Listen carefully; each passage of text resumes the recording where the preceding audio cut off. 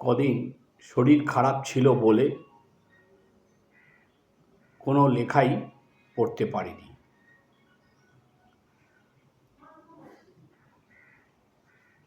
আমারই নিজের লেখা একটি কবিতা পড়ে শোনাচ্ছি। কবিতার নাম আমাকে না জানিয়ে। আমাদের বাড়িতে লক্ষ্মীর পায়ের ছাপ বোধহয় কোনোদিন পড়েনি। মা তাই কাঁদে, এখনো ফাটা হাতে গনগনে রোদে ভিজে গুল দেয়।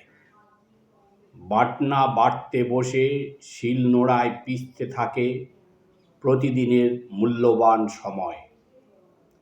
আমি তাদের একমাত্র ছেলে, যাকে বলে শক্ত সমর্থ যুবক। এক ফুঁয়ে নিভে দিতে পারি 1000টা মোমবাতি। আমার চ্যালেঞ্জের ধার এখনো আছে কিনা ভেবে বন্ধুরা যখন তখন বাজি ধরে।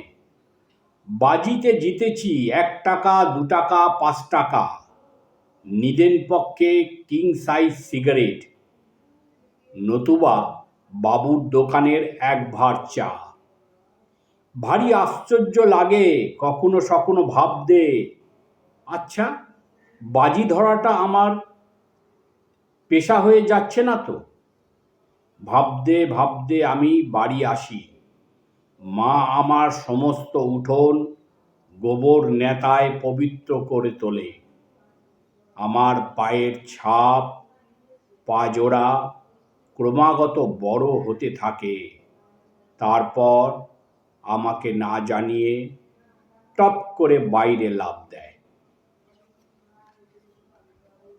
নমস্কার। যদি ভালো লাগে শেয়ার করবেন, সাবস্ক্রাইব করবেন, মতামত দেবেন।